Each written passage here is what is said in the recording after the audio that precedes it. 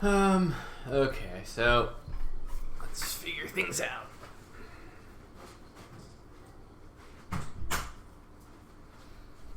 Let's check out. Ow, my poor leg. Let's start things up.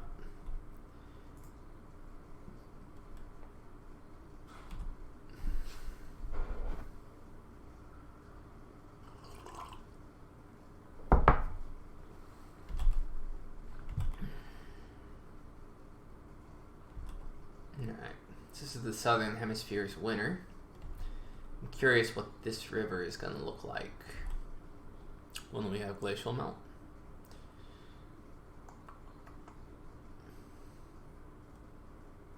Should be kicking in any minute now, I think.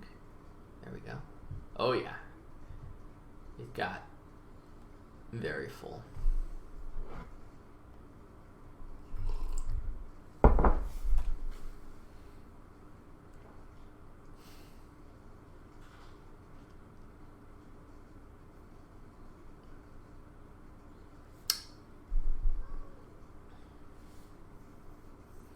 It is dark.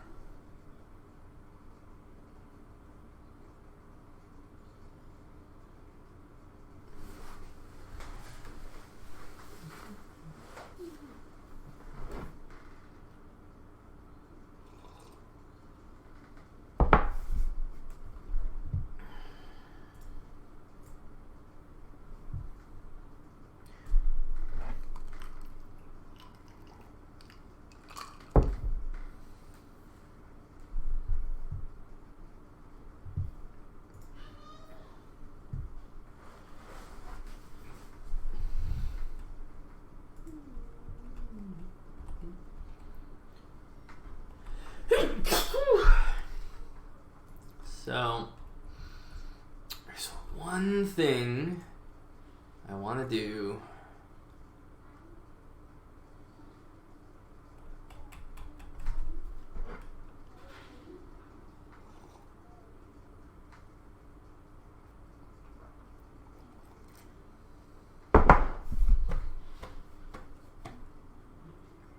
Before I move on to vegetation. I want to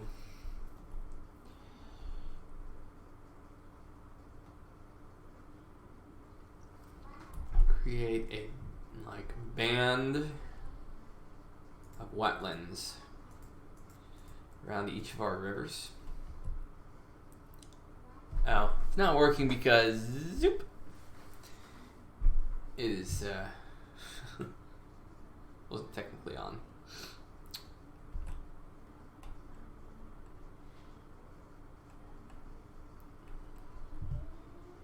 Right, so what I want to do is have water in some places flow out from the river so that you have this sort of small aura of wetlands around the river that can flood and which can be drained to produce highly fertile land so long as the hydrology is managed. Yes, proper swamps. Because we don't think of it now, but the Indus is a great example, right?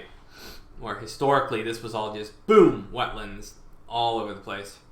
Some of the irrigations probably expanded a bit, but even the Mississippi, for instance, was basically the entire watershed was just one giant swamp until we killed all the beavers and then irrigated.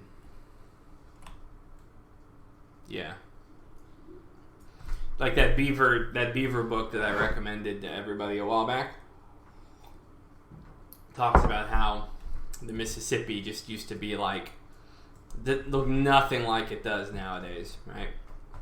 Look at it nowadays, you have this discrete, river, and then you siphon some water off for irrigation, stuff like that. It used to just be that the whole area here, you can tell just by by the sort of the historical shape.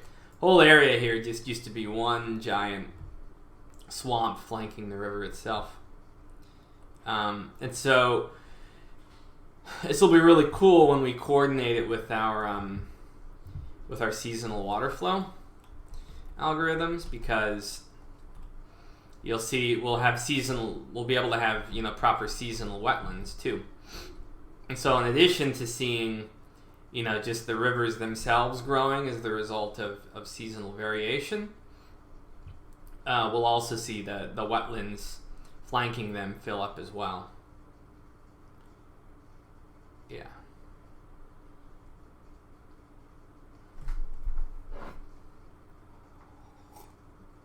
And so ideally we want to see areas like this have sort of a historical carved path where water is flowing through a much wider area.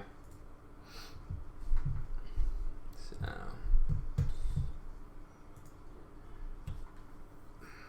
where do we want to do that is the question,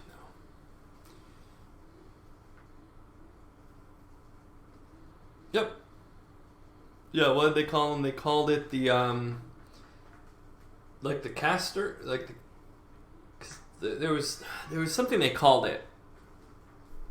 The musk that came from their glands. Yeah, it was a commodity in addition to their pelts. The castor oil? Was it castor oil, I think? Let's find out. No, that's vegetable oil. Castor oil, beaver. Hold on.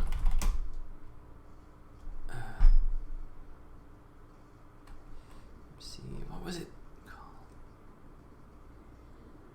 Yes, castoreum. Yeah, it's yellowish exudate from the castor sacs of the mature North American beaver. Beavers are castoreum in combination with urine to scent mark their territory.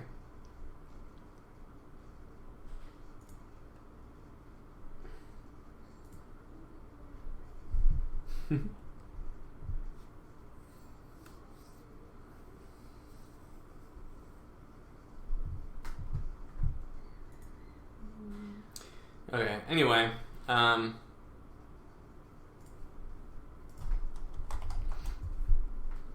so I think what we're going to want to work on now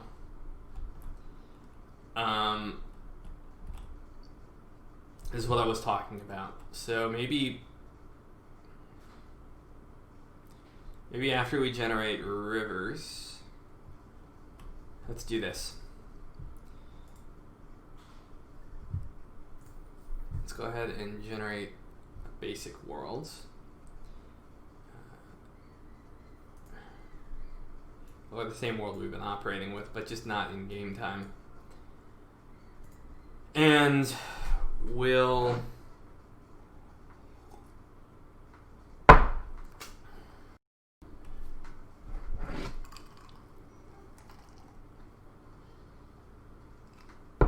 I've got an idea. We'll follow the rivers and we'll go downstream. We will build an array of all river tiles.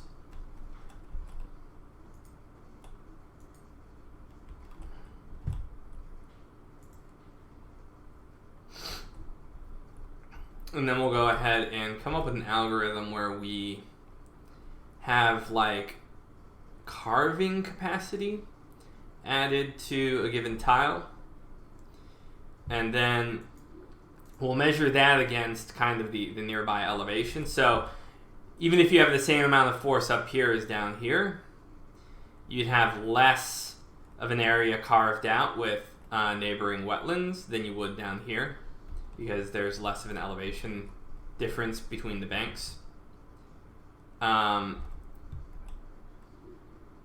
And then we'll kind of have it try to carve out with some force. Try to figure out how we're going to actually...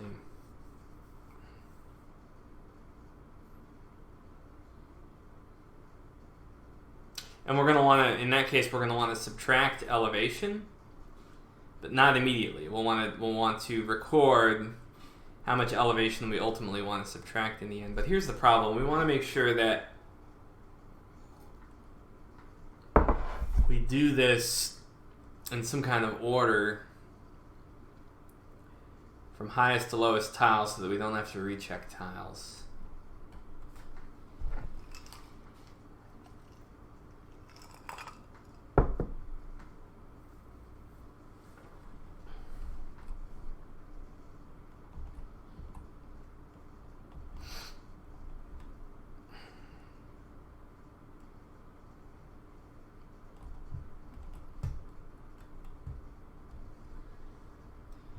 Alright, well, I guess what we can do is we can go to Gen Rivers. Where do we generate... Do we generate wetlands anymore? Let's see. Hopefully, I hope... I want to say I hope we don't, because we don't technically need them.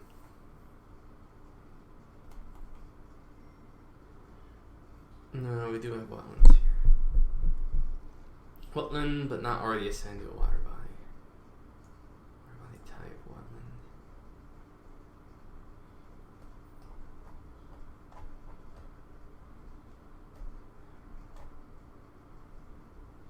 Types wetlands, riverine, coastal, lakes, great. Yeah, I think that's kind of antiquated at this point. Don't really need wetlands anymore.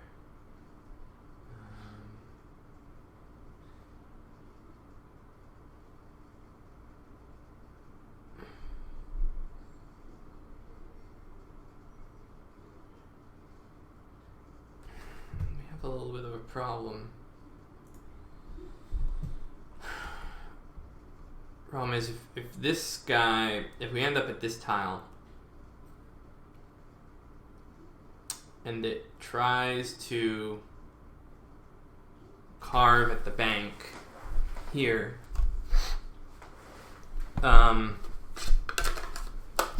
yeah, Paolo, I'm trying to make some more pronounced wetlands on the banks of rivers, because historically this would have been the most fertile agricultural and reliable agricultural lands. Trying to figure out the best way to make it happen now.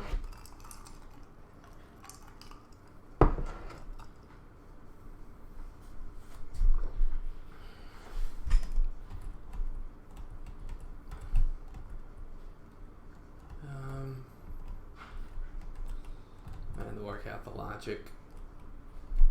My instinct is that we'd start up here and work our way down. The problem is when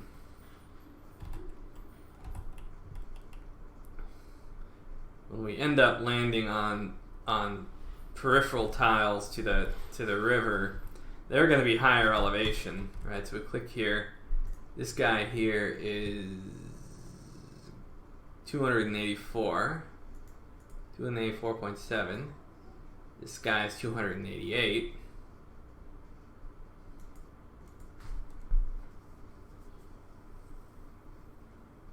And what we need is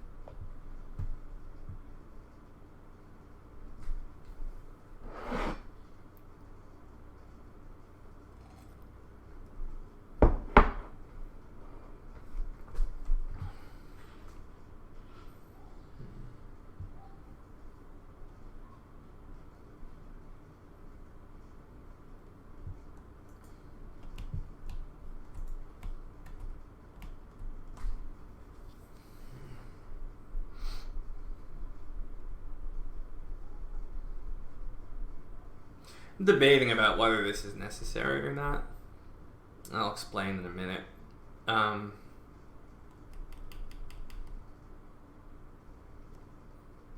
Yeah, this may not be necessary the more I think about it, based on the way that water in the soil is going to be behaving. Because it should be a relief if that's the case. Yeah.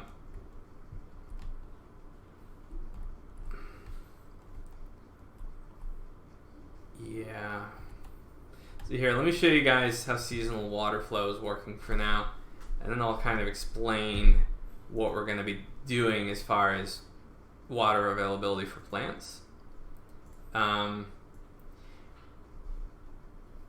And theoretically,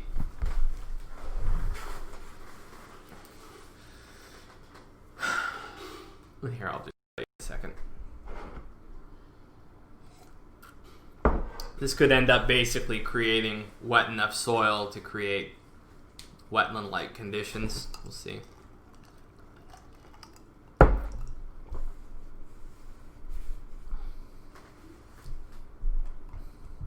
Basically, I'm going to create a superior water table approach here. So let's go ahead and turn the game on. Let's go ahead and find... Right. So here's our water flow now, and you'll see the glacial melt taking effect once we get into the warmer months. Right. So now we have a monthly cycle for rainfall and water flow. And what we want to do is each one of these ticks, we're going to want to add water to the soil, have water drain from the soil, and have plants use water in the soil. And if you have favorable soil texture, then the wet seasons you have, like so for instance right now you have the dry season when you'd be like using up water from the soil. Once you get toward the wet season, then if you have water capable of retaining water in the soil that's capable of retaining water, then it'll be stored for the dry seasons as well. And we'll actually kind of want it to expand outward a little bit and flatten out to other tiles. My concern though is it's not multi-threadable. So I'm trying to determine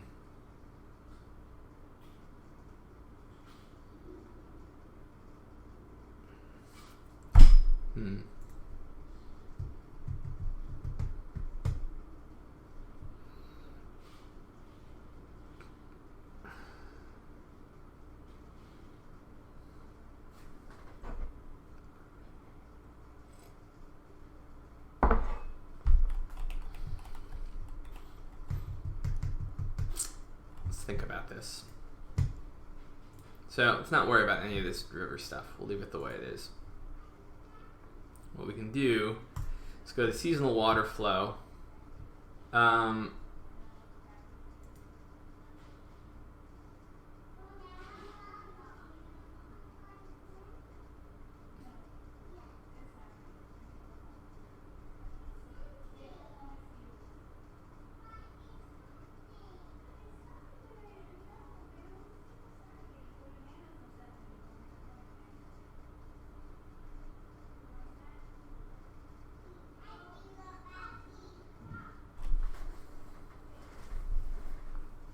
Okay, so after we allow the water to move, question is, do we want to break this up and do another job? Oh, no, we need evaporation first. I totally forgot about that.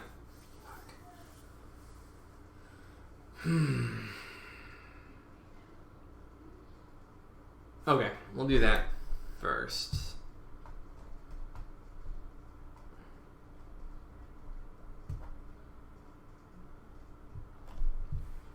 Elevation. Alright, so here is... Okay, release water during warm season. If no ice is involved, release water in all seasons. Yeah, we already did that.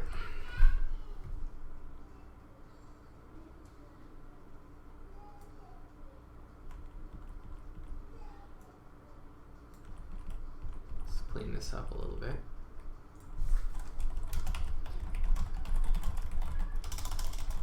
Commence water movement.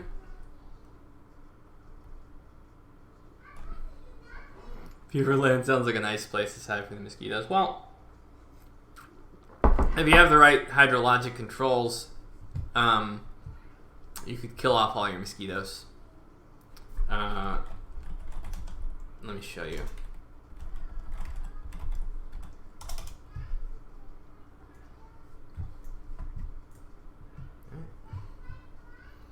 Right, so you can actually create impoundments where you control the water flow. You basically goad the mosquitoes into laying all of their eggs in this nice big area, and then you drain it, and then you kill them all. This is something we have in my neck of the woods. I can actually show you here. So you think if an entire civilization is basing its civilization on hydroengineering, you probably have this kind of ability. Right. Here's a mosquito impoundment. All through here. It's like mosquito heaven, and then they fill it up, let the mosquitoes lay their eggs, and then they drain it. Then they all die. All through here. New beaver tech idea. Alright. So commence water movement. Where do we... So we need some evaporation here. Otherwise the tile is land and we pass the water to all neighbors. Let me go ahead. Okay, I'm out of this. We have the sun, the elevation difference. I guess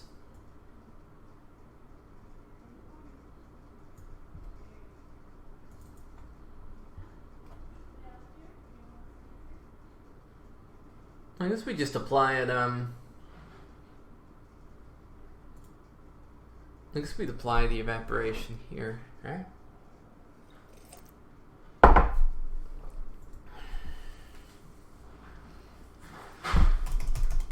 So,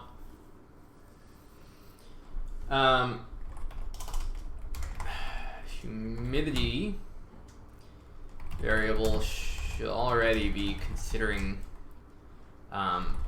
temperature. So I don't think we have to worry about temperature because that's already baked in.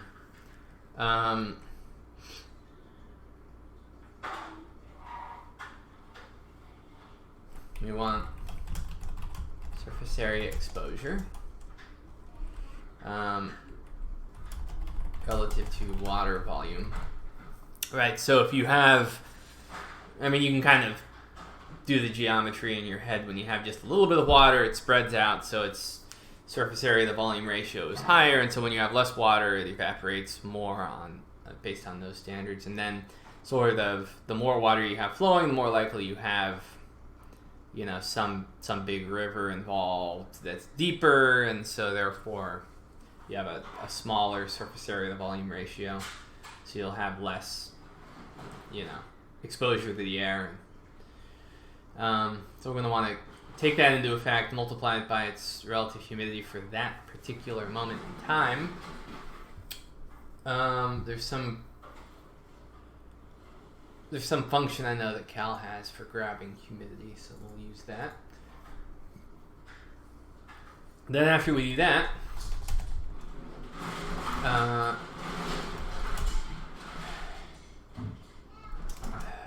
okay, humidity variable should already be considering temperature. Surface air exposure relative to the water volume should also be considered.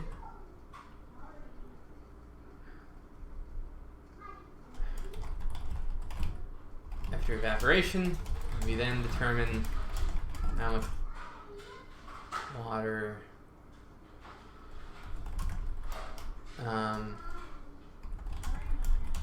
goes into the soil.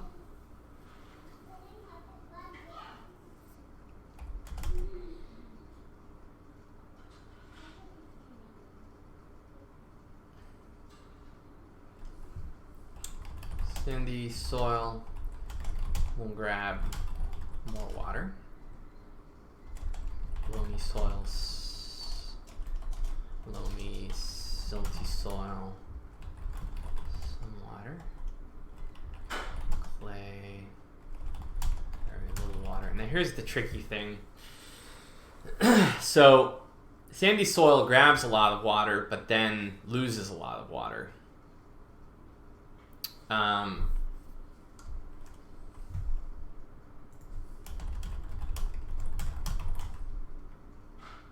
Loamy silty soil. Here. Soil grabs decent amount of water and loses decent amount. I think. I mean, that stands to reason, right? But let's look at our soil permeation. Maybe we need to just I think we just need to deal with evaporation first.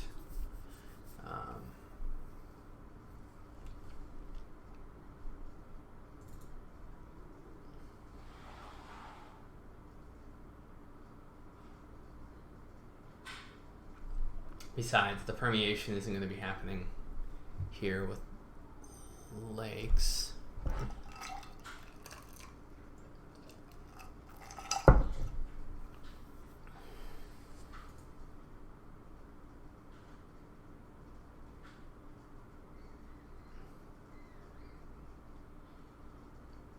That's an interesting idea, Normie. We'd have to execute on that when we've sort of revised how ice works. Let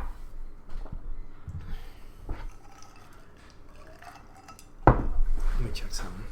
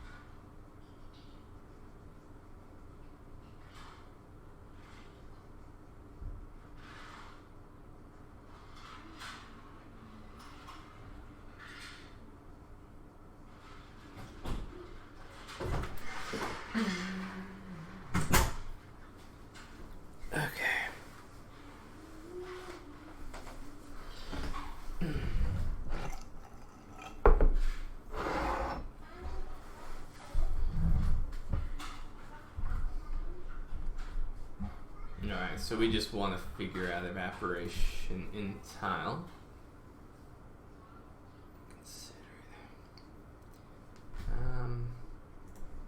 Let's look at our relative humidity map real quick.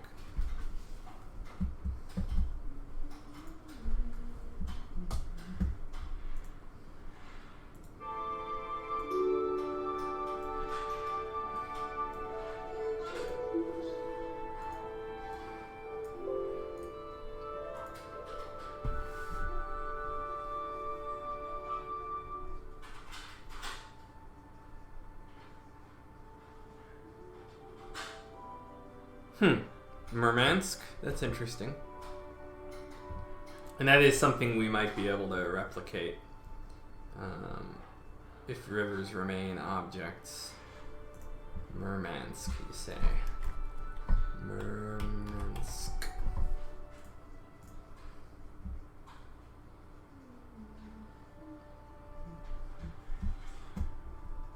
Oh, wow.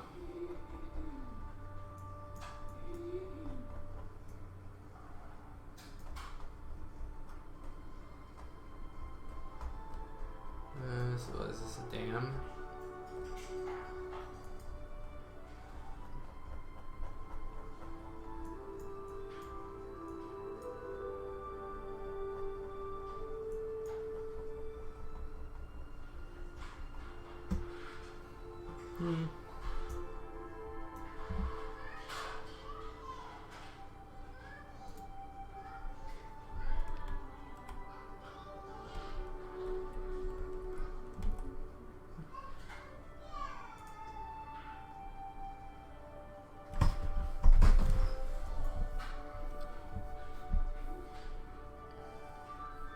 Excessive winds, droughts, experimental terrain. Let's bounce over the humidity.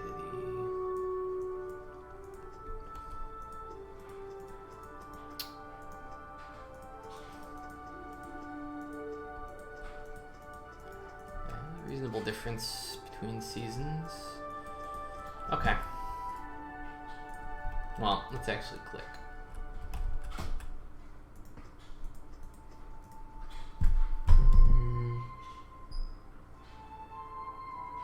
January humidity, July humidity. Okay.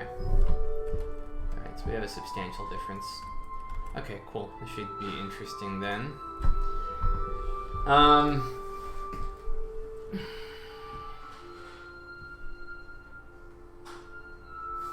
What is the get seasonal humidity?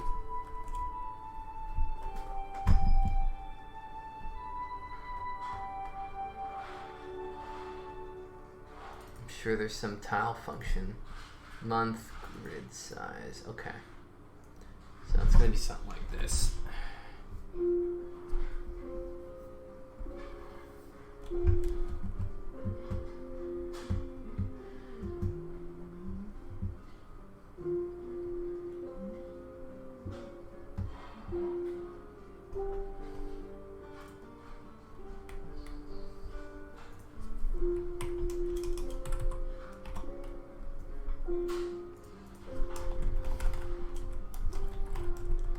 Get humidity.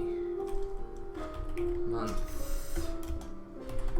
Grid size. Cool.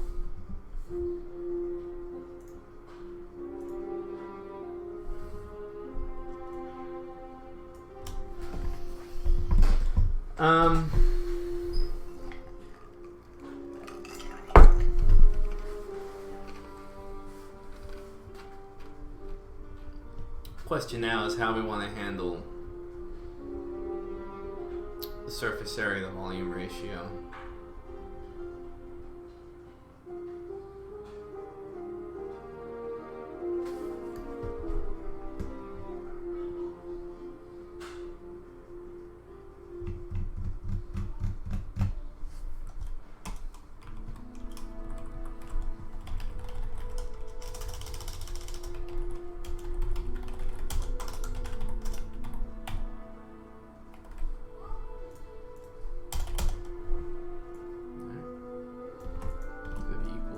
Get humidity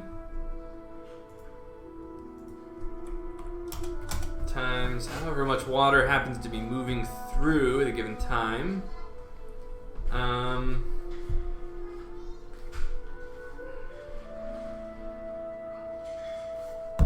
Do some math.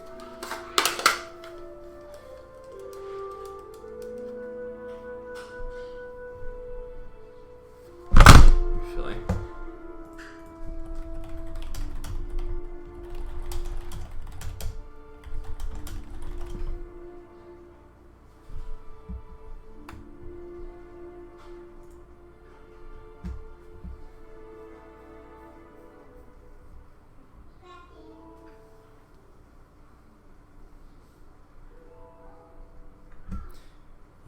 In theory, wind matters too, but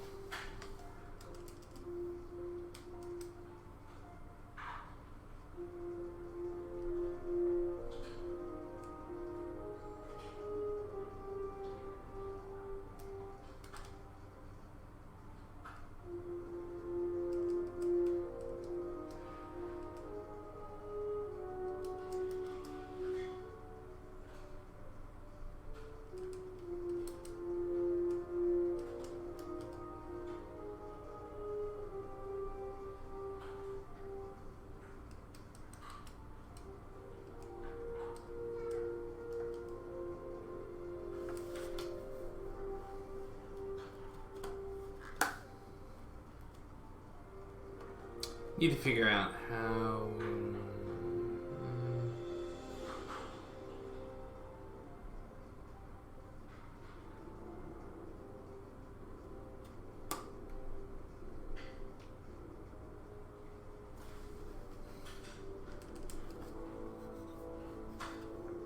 Play around a little bit.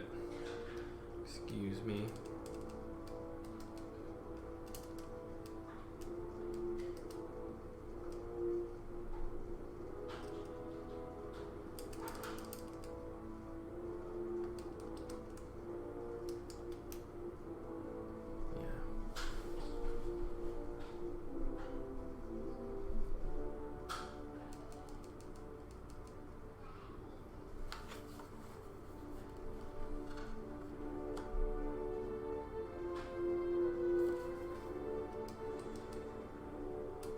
Okay, I think I know what to do.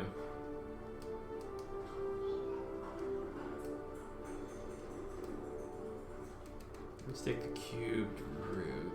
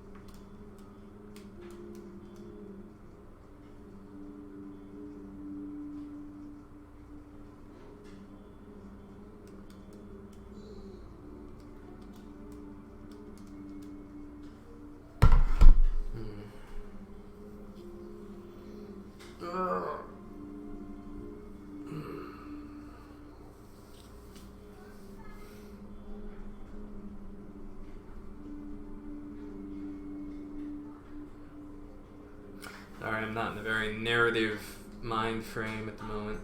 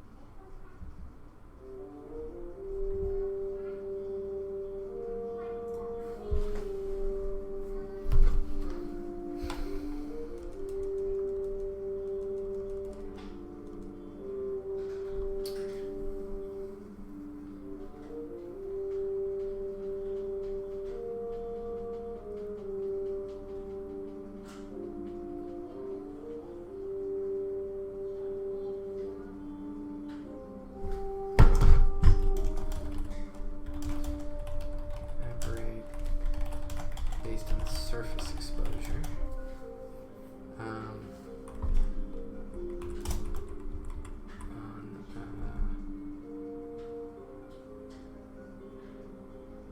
Move ever based on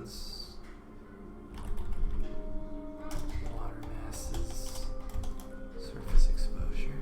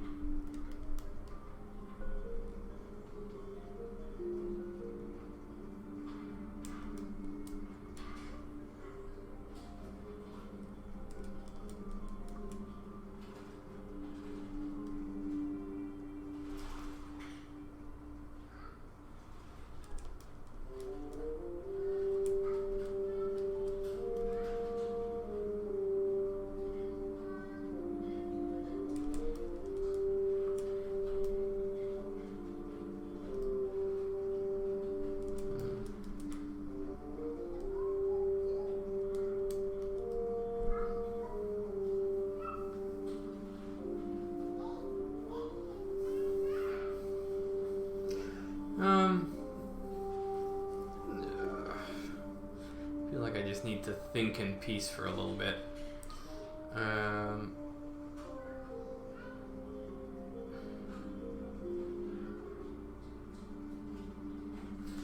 Yeah, I'll be back with the stream in a bit. I got the kids screaming in the background too, so I'll be back in maybe half an hour, something like that.